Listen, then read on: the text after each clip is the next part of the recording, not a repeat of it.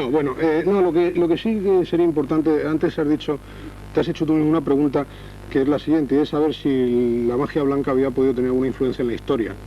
Y yo pienso que sí porque, vamos, hay un caso concreto que se conoce, es el caso del mago francés Robert Houdin. Robert Houdin fue un mago que cambió totalmente la mentalidad de los artistas de su época. Fue el primer mago que se presentó ante el público vestido, hoy ya también está un poco desfasada esa idea, pero se presentó vestido correctamente de frac, con pajarita, huyó de los mantos grandes, huyó de las mesas tapadas, en fin, una simplicidad y un... Entonces, este hombre nació el 7 de diciembre de 1805 y, por ahí al grano, el gobierno francés, conocedor de sus grandes cualidades, le envió en una misión diplomática a las posesiones suyas en África. Entonces allí se había producido una revolución, una especie de revolución, y porque esta revolución estaba dirigida de alguna manera por los magos, por los brujos de las tribus de aquellos árabes, ¿no? Los murabitos que se llamaban. Entonces se trataba de demostrar que no querían llegar a un conflicto armado, se trataba de demostrar que un mago francés tenía el mismo poder, o más poder todavía, que un mago o que un brujo de aquella tribu. Entonces, en esta confianza mandaron allí a Robert Houdin. Robert Houdin hizo muchas cosas, pero hay dos muy importantes. La primera de ellas, bueno, en uno de los actos que presentó, una de las cosas que más tuvo impacto sobre aquellas gentes fue el número de la caja metálica. El número de la caja metálica consistía en que él, mediante una hipnosis o una sugestión, etcétera, llamémosle X, aseguraba que podía eliminar la fuerza de cualquiera de las personas ahí presentes. Incluso podía hacerlo de todo un ejército. Claro, pensemos en la mentalidad de aquellas gentes en el año 1800 y pico, y sobre todo en la mentalidad subdesarrollada por aquel entonces de aquellas gentes. Entonces, claro, esto les causó un cierto impacto. Dijo que eligieran al más fuerte de la tribu, y eligieron pues al más fuerte de la tribu, que no sé cómo sería, pero sería un tío fuertísimo, ¿no? Entonces, había allí una caja de un cofre, no muy grande, un pequeño baúl, y dijo que lo levantara. Y efectivamente lo levantó perfectamente. Entonces le dijo que cuando él le diera unos pases magnéticos, a partir de ese momento iba a perder su fuerza y no lo iba a poder levantar. Y solamente cuando él hiciera así, recuperaría su fuerza. La expectación era enorme, le dio los pases magnéticos, le dijo inténtalo. Este hombre, seguro de sí mismo, cogió el cofre, empezó a tirar para arriba y no había manera de levantar el cofre. Empezó a sudar, la gente empezó a preocuparse, él veía a todo su pueblo pendiente de él, su amor propio quería tirar y no podía. Y solamente cuando Robert Houdin le hizo así, pegó un tirón tan fuerte que cayó de espaldas, levantó la caja. Aquello fue impresionante.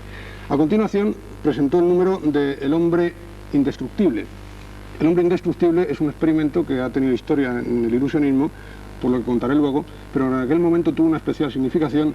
Consistía en lo siguiente: era un espectador experto en armas, examinaba un rifle o una pistola, en fin, supongo un rifle en aquella época, y veía las balas, seleccionaba una bala, la marcaba la bala con algo en el plomo, cargaba el rifle el propio espectador y el mago, Robert Houdin, se situaba a una cierta distancia en posición de firme. Entonces el espectador, que había seleccionado arma, que no olvidemos era uno de estos morabitos o de la tribu, disparaba el arma, y cuando disparó el arma vieron con sorpresa como Robert Houdin inmediatamente exhibía entre los dientes una bala. Esta bala era la marcada que había marcado previamente el espectador.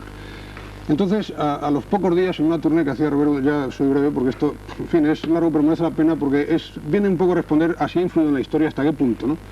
Entonces, uno de los morabitos le retó en un duelo, en unas condiciones que difícilmente podría negarse, ya que no era su prestigio el que estaba en juego, sino el prestigio de Francia en ese momento.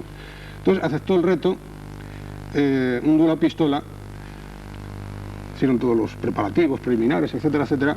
Entonces, primero disparó el morabito y cuando disparó, efectivamente, Robert Houdin tenía la bala entre los dientes. Seguidamente, Robert Houdin apuntó al morabito, era su turno, le apuntó fijamente y dijo: no te quiero matar, no quiero hacer daño a vuestro pueblo. Entonces apuntó a una pared encalada, de una casa encalada que había blanca, disparó y justo donde dio la bala se vio caer un reguero de sangre y aquello ya los dejó locos. Y no sé si influía mucho, ¿no? Pero el caso es que la revolución se acalló. O sea, que en fin, ahí hay un caso en que histórico, en que todo eso ha tenido influencia. Por supuesto era con truco, ¿no? Bueno, Robert Houdin era un mago. No dirá nada. Bien, ¿qué tipo de fraudes suelen encontrarse dentro de la parapsicología en los fenómenos PK, en los fenómenos de telequinesis o en relación con la telequinesis? Bueno, tipo de fraudes, es que me hacéis una pregunta, que claro, yo tengo que contestar, es que los fraudes se pueden dar en todo.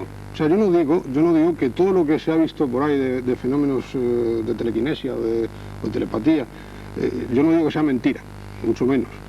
Bueno, entre otras cosas, pues no he visto ninguno personalmente, entonces me tengo que guiar por lo que me dicen, porque voy a desconfiar de ciertas personas, ¿no?, que lo dicen, pues será. Pero lo cierto es que la mayoría de estas cosas se pueden duplicar o se pueden realizar mediante experimentos de magia blanca. Entonces, claro, es muy difícil decir si una persona tiene poderes paranormales o no. Es muy difícil. Lo que sí se puede decir es que en un determinado momento no ha puesto en práctica, perdón, parece una de karate, no ha puesto en práctica esos poderes. Es decir, que a mí un señor me dice, yo tengo poderes paranormales, porque yo en casa me pasa esto, etcétera, etcétera, tal. Bueno, pues hagamos una demostración. Entonces él me hace una demostración, y puede que en ese momento la demostración para mí no sea clara, porque él emplea, a lo mejor en ese momento no le acuden las fuerzas, por llamarlo de alguna manera, y él se ve obligado a hacer truco. Entonces yo no digo que este señor no sea un dotado, lo que digo es que en ese momento ha hecho truco. Ha empleado un método. Hablando en parte y directamente, por ejemplo, un caso tipo Uri Geller, o que... Sí, yo no sé cuyos fenómenos tú también haces. Sí, bueno, estamos avanzando mucho en el tema, yo creo que había que tocar antes... Tú marcas el orden.